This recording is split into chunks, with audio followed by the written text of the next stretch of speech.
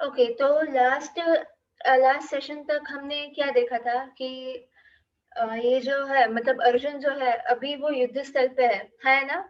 अभी वो युद्ध स्थल पे है और युद्ध शुरू होने जा रहा था, पर अर्जुन ने बोला श्री भगवान को, जब वो मतलब वो फुल जोश में आया युद्ध स्थल पे, और फिर भगवान को बोला कि कृपया रथ जो है वो दोनों सैन्यों के बीच में लाकर रखिए। सेनयोरुभयोर्मध्ये स्थापयित्वा रथोत्तमः। तो ये कहकर कृष्ण भगवान ने रथ बीच में लाया। तो अर्जुन को जो विरोधी पक्ष थे, एक बार कंफर्म कीजिए मेरी आवाज आ रही है? Yes, thank you so much. तो जो विरोधी पक्ष थे, अर्जुन को उस विरोधी पक्ष में वो लोग दिखने लगे जो मतलब उन्हें उसे ब्रह्मरूपी भीष्म दिखने लगे, जो कि उसके अपने अपने रिश्तेदार दिखने लगे। उसे ब्रह्मरूपी भीष्म दिखने लगे, फिर कपट रूपी शकुनी, फिर अहंकार रूपी दुर्योधन दिखने लगा, द्रोण जो कि उसके गुरु थे, जो कि अपने धर्म को भूलकर अपनी मालक की सेवा कर रहे थे, धृतराष्ट्र की सेवा कर रहे थे, है ना? और धृतराष्ट्र भी है उस विरोधी पक्ष में, मतलब वो कौरव है, वो उसकी विवाह पर लड़ रहे है ना, सारे कौरव कौरव। तो मोह रूपी धृतराष्ट्र, वो भी उसे दिखा। तो अर्जुन ये उन सब लोगों को देखकर उसे बुरा लगा, मतलब यहाँ पर सभी लोग मेरे हैं और मैं युद्ध करके मैं उन्हें मारूंगा, ऐसा अर्जुन को लगा। तो वो अपना जो विषाद है वो भगवंत के सामने व्यक्त कर रहा है। वो भगवान को कह रहा है कि मैं कैसे लड़ सकता हूँ, ये वो ऐसा होगा अगर मैं लड़ा तो मुझे इन सबको मारना पड़ेगा, ऐसा बोल रहा है अर्जुन, है ना? Yes, thank you so much. तो अब हम भगवत गीता में आगे बढ़ेंगे। अर्जुन ने और मतलब अभी श्लोक चला, आई बिलीव लास्ट टाइम 40 तक हो गया था, तो आज हम वहीं से आगे बढ़ेंगे। तो श्लोक 40 to 45 जो है भगवत गीता के पहले अध्याय के, वो वहां पर भी अर्जुन ही बात कर रहे हैं कि ऐसा होगा वैसा होगा, अगर मैंने मारा तो, अगर ऐसा होगा तो वो श्लोक हम नहीं पढ़ेंगे, पर वहां पर जो हुआ उसका अर्थ समझेंगे। Okay? Yes, yes, thank you so much. तो 40वें श्लोक से लेकर 45वें श्लोक तक अर्जुन ने क्या कहा? अर्जुन ने कहा कि अगर जब कुल में अधर्म प्रमुख हो जाता है तो कुल की जो स्त्रियां है वो दूषित हो जाती है। हाँ, ऐसा अर्जुन ने कहा। फिर जो ज्येष्ठ लोग होते हैं, जो गुरुजन होते हैं, जो पितर पितर होते हैं, जो बड़े लोग होते हैं, उनका पतन हो जाता है। तो अर्जुन हमें ये सब बता रहा है। एंड देन अर्जुन ने ये भी कहा कि जो कुल धर्म का विनाश करते हैं, जो कुल कुल को नष्ट करते हैं, वो नरक में वास करते हैं, वो नरक में जाते हैं। और फिर अर्जुन ने हम ये भी कहा कि ये कितने आश्चर्य की बात है ना मधुसूदन, कि हम सभी लोग जो है, जो अभी इस युद्ध स्थल पर मौजूद है, वो सभी लोग एक दूसरे के साथ लड़ने के लिए आए हैं, जो कि अपने हैं। और वो भी किस कारण से लड़ रहे हैं? ये जो राज्य सुख है, राज्य भोग है, उसे भोगने के लिए हम इस युद्ध स्थल पर जमा हुए हैं। मैं मतलब हम सभी लोग पांडव और कौरव। तो ऐसा अर्जुन ने कहा। फिर 45वें श्लोक तक 42-45 श्लोक तक अर्जुन ने ये सब कहा। फिर उसने ये भी एक बात कही थी कि मैं जाकर युद्ध स्थल में जाकर लड़ने से अच्छा होगा कि मुझ निहत्थे अर्जुन को मैं कोई शस्त्र वस्त्र नहीं लूंगा। मुझ निहत्थे अर्जुन को वो लोग मार दे और मैं कुछ पलट कर वार भी नहीं करूंगा। प्रतिरोध ना करने वाले अर्जुन को मुझको मार दे, वो मेरे लिए ज्यादा श्रेयस्कर होगा। तो ये अर्जुन ने ये बात कही। और फिर 46 श्लोक, जो कि इस अध्याय का लास्ट श्लोक है, संजय का है वो श्लोक। तो उस श्लोक में भगवंत ने कहा कि भगवंत ने नहीं, संजय ने कहा, संजय बोला कि एवं उक्त्वा अर्जुन संख्ये रथोपस्थ उपाविशत विसृज्य सशरम चापम शोक संविघ्न मानस। तो यहाँ पर संजय ने कहा कि युद्ध भूमि में इस प्रकार कहकर अर्जुन ने अपना धनुष्य तथा बाण एक और रख दिया और शोक संतप्त चित्त से रथ के आसन पर बैठ गया। तो जो है अर्जुन है, उसने अपना जो गांडीव धनुष है वो साइड में रख दिया, रथ के साइड पे रख दिया और वो बैठ गया ऐसे सर को हाथ लगा के कि अब मैं नहीं लड़ पाऊंगा, मुझे नहीं लड़ना मैं। और वो बैठ गया अपना धनुष और गांडीव रख के। तो ये बात हमें संजय ने बताई। फिर अब हम जो अर्जुन ने यहाँ पर विषाद किया, इस बात को थोड़ा और ध्यान से समझेंगे। मतलब ये जो भगवत गीता है ये आज के संदर्भ की है ना, हम आज की संदर्भ की भगवत गीता बता रहे हैं। यस। सो अर्जुन फुल जोश में जा रहा था युद्ध करने के लिए, है ना, पूरे जोश में। पर जब वो युद्ध में आया, युद्ध स्थल पे धर्म क्षेत्र और कुरुक्षेत्र में आया, तो उसे अपने विरोधी पक्ष के लोग दिखे। और हमने इस अध्याय के पहले श्लोक में ये भी देखा था, धर्म क्षेत्र कुरुक्षेत्र समवेता सव, जो कि धृतराष्ट्र ने बोला था, है ना। हाँ, यस। तो श्लोक में धृतराष्ट्र ने पूछा कि धर्म क्षेत्र में और कुरुक्षेत्र में मेरे और पांडु के पुत्र, युद्ध की इच्छा से जमे हुए मेरे और पांडु के पुत्रों ने क्या किया। तो यहाँ पे जो क्षेत्र शब्द आया है, इसका मतलब हमें 13वें अध्याय के पहले श्लोक में ये देखने को मिलता है। वहां पर क्या बताया भगवान ने कि इदम शरीरम कौन्तेय क्षेत्र क्षेत्रज्ञ विधीयते, यानी ये जो शरीर है हमारा कौन्तेय। मैं एक बात पूछना चाहूंगी, कौन्तेय यानी अर्जुन कौन है? अर्जुन यहाँ पे कौन है? हाँ, यस, अनुष्का जी, यस, हम स्वयं अर्जुन है। एक बार ऐसे कीजिए, अर्जुन मैं हूं, मैं। Yes, yes, thank you so much. तो अर्जुन हम खुद है। तो अर्जुन, भगवान अर्जुन को बोल रहे हैं कि इदम शरीरम कौन्तेय क्षेत्र क्षेत्रज्ञ विधीयते, यानी ये जो शरीर है कौन्तेय, ये जो शरीर है यही क्षेत्र है, और जो इस शरीर को, इस क्षेत्र को जो जानता है उसी क्षेत्रज्ञ कहा जाता है। तो पहले अध्याय के जो स्टार्ट था, वहां पर जो दोनों सैन्यों का निरीक्षण हो रहा था, तब हमें ये देखने को मिला कि इस जो ये दो पक्ष है, विरोधी पक्ष, इस पक्ष में यानी पांडव है और कौरव है। तो पांडव ये है यानी सकारात्मक बोल सकते हैं हम, सकारात्मक जो है यानी धर्म, युधिष्ठिर धर्म के लिए। देन आता है बल, जो सही कर्म के लिए जिसका उपयोग किया जाए वो बल, यानी ये भीम। फिर अर्जुन जो कि हमेशा फोकस्ड रहता है। फिर आता है सुखदेव, सहदेव और नकुल और सहदेव। तो वो दो नकुल और सहदेव जो कि एक बहुत ज्ञानी था और एक आयुर्वेद में बहुत जिसने आयुर्वेद में पढ़ाई की थी ज्यादा, और एक था सुंदर यानी कि मन का सौंदर्य। तो ये हमने देखा सकारात्मक साइड में। और जो नकारात्मक साइड है यानी कौरव वाली साइड, वहां पर हमने क्या देखा कि ये जो है यानी धृतराष्ट्र, धृतराष्ट्र जो है वो है मोह रूपी धृतराष्ट्र, है ना। धृतराष्ट्र के आंखों पर पुत्र मोह की पट्टी बंधी है। तो और जो उसका पुत्र है दुर्योधन, वो है अहंकार से भरा हुआ, उसके मन में भर भर के अहंकार पड़ा है। तो ऐसा दुर्योधन।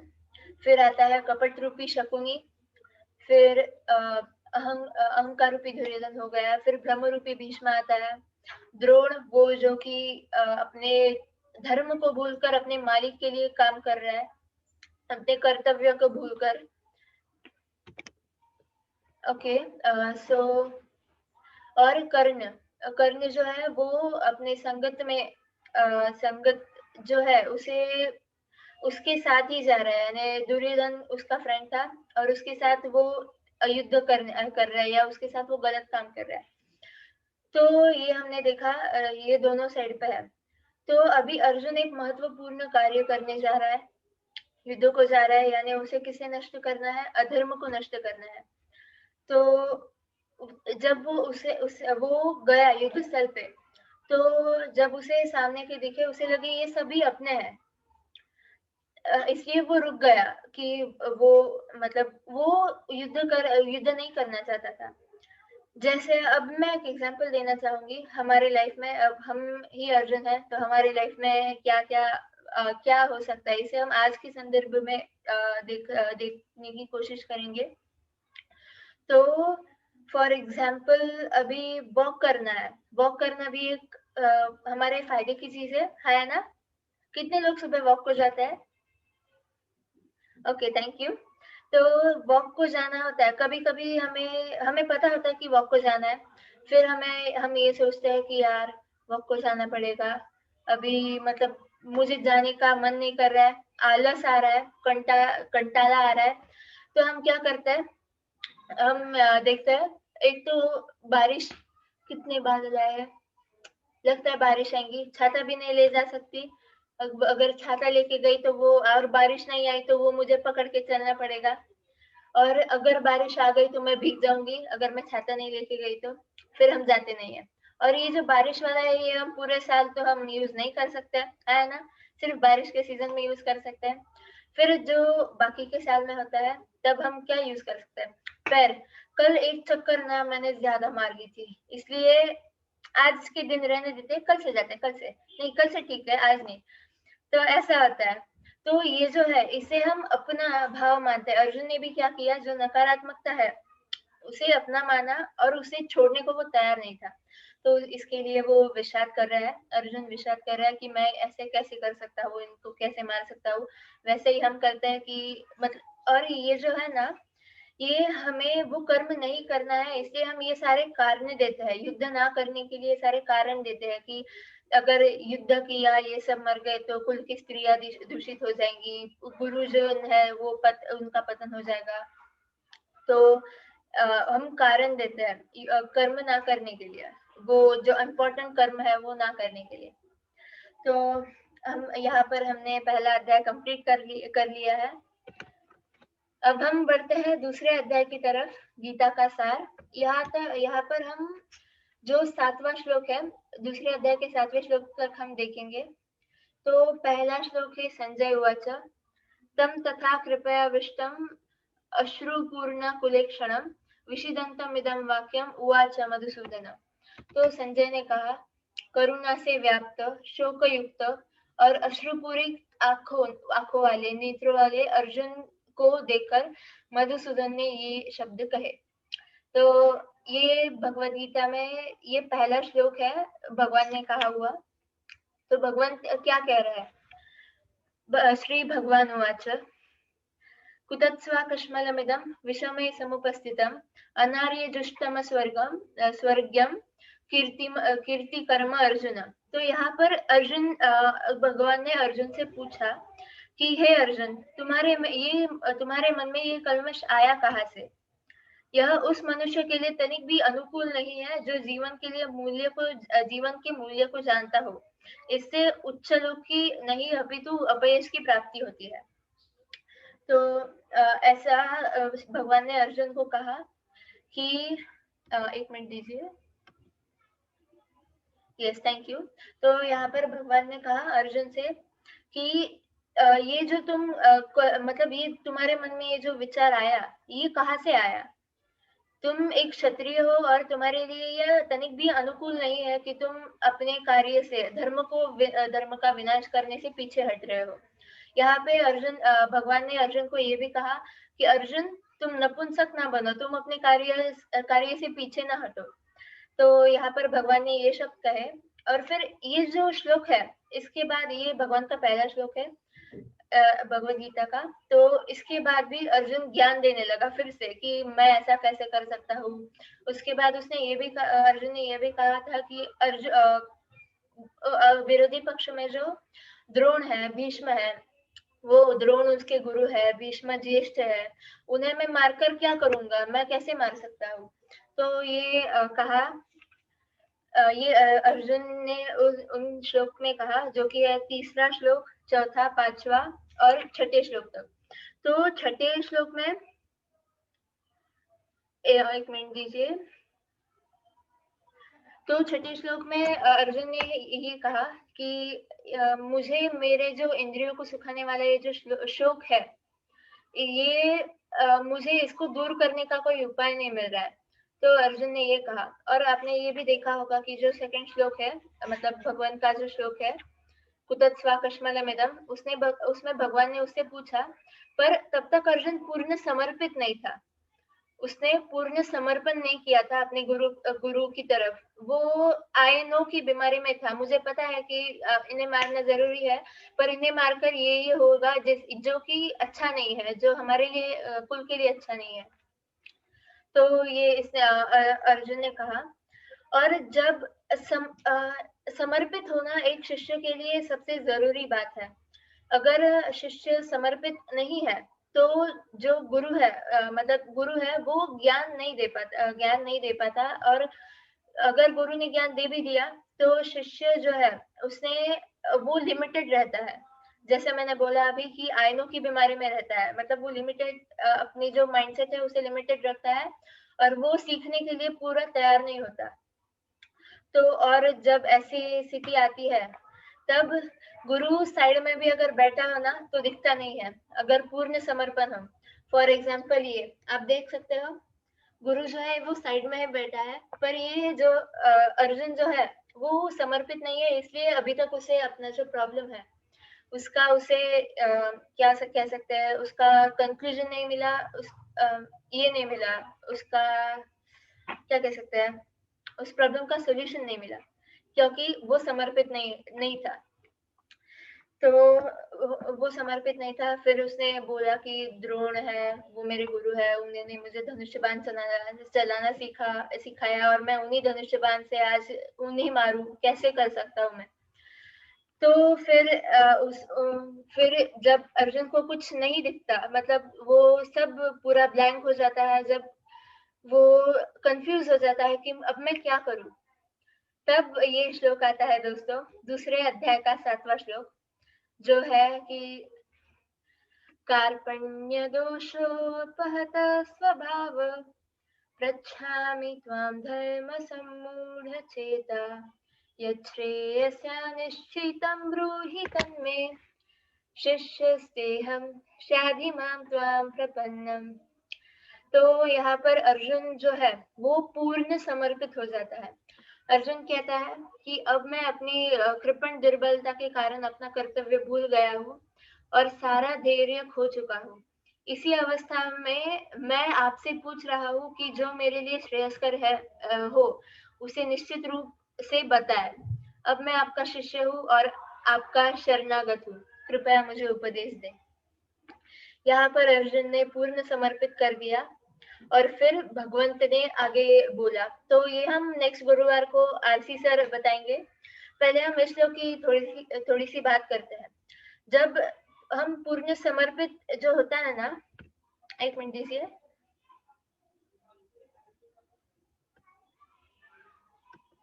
ओके, सो अर्जुन यहाँ पे पूर्ण समर्पित होता है। तो जब तक वो पूर्ण समर्पित नहीं हुआ तब तक भगवान ने उसे बताया, ज्ञान नहीं दिया है ना। और समर्पण की दोस्तों मैं मेरी कहानी भी सुनाना चाहूंगी। Will stop in next 4 minutes, क्योंकि ये जो लिंक है, ये जो आईडी है वो दूसरे सेमिनार के लिए यूज होने वाला है। आईडीपी जो प्रोग्राम है हमारा उसके बारे में डिटेल्स दी जाने वाली है उस प्रोग्राम में, तो उसके लिए ये लिंक यूज की जा रही है और वो 6:30 को है वो सेमिनार। तो will wait in next 4 minutes. तो मैं समर्पण की अपनी स्टोरी बताना चाहूंगी दोस्तों। फेब्रुवरी 2020 ये डेट थी, 22 फरवरी 2020, जब मैंने पूर्ण समर्पण कर दिया अपने पिताजी की तरफ। तो जब मैं पूर्ण समर्पित हुई तब मेरी पूरी की पूरी दोस्तों लाइफ ही बदल गई, पूरी लाइफ बदल गई मेरी। उस दिन पापा ने मुझे बताया था, मतलब उसके पहले 4-5 महीने पापा मुझे बता रहे थे कि जो सूरज को जगाता है भाग्य उसी का जागता है। और पापा मुझे ऐसी कई बात बोल रहे थे, पर तब मैं पूर्ण समर्पित नहीं थी। मुझे मतलब मैंने समर्पण नहीं किया था, इसलिए मुझे वो सारी बातें सुनाई ही नहीं दे रही थी, कहीं ना कहीं मैं लिमिटेड रह रही थी। तो तो उस वक्त मैंने मतलब जब मैं पूर्ण समर्पित हुई तब अगले दिन से दोस्तों एक भी दिन ऐसा नहीं गया कि मैं सूर्य उगने से पहले जागी ना हूँ। वहां से हर रोज मैं ब्रह्म मुहूर्त पर उठती हूँ।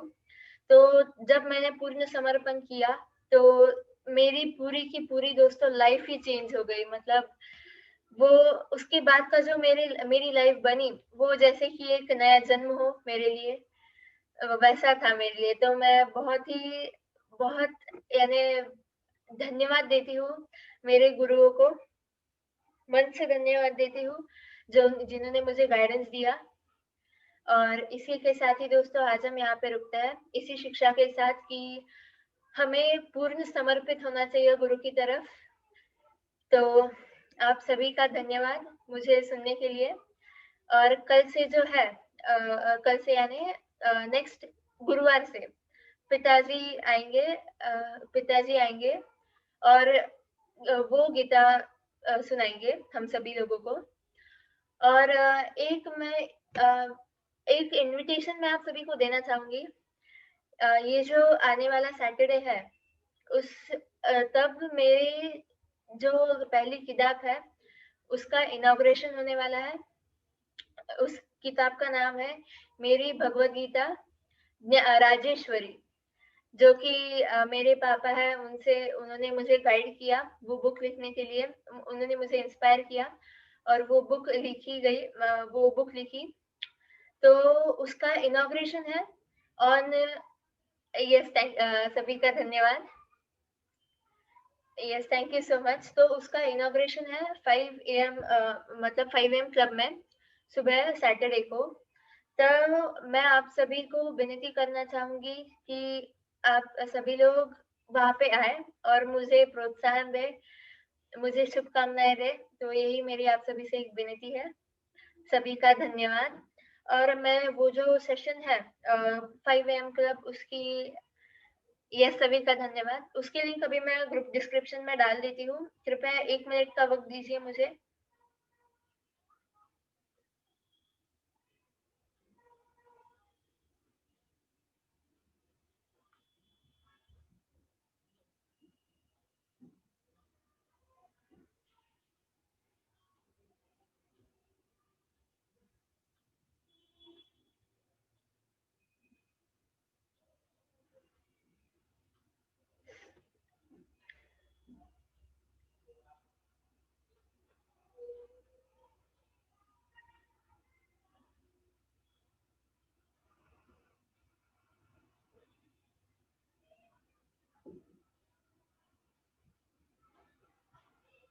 तो ये है वो लिंक, ये कृपया अभी कॉपी कर लीजिए और हम अभी यहाँ पे रुकते हैं क्योंकि सेशन 5 मिनट में शुरू होगा। यदि आप इंटरेस्टेड है कि ये आईडीपी क्या है, इंटेलिजेंस डेवलपमेंट प्रोग्राम, हम इस देश के युवाओं की मदद कैसे कर सकते हैं, तो कृपया वो सेमिनार भी अटेंड करें।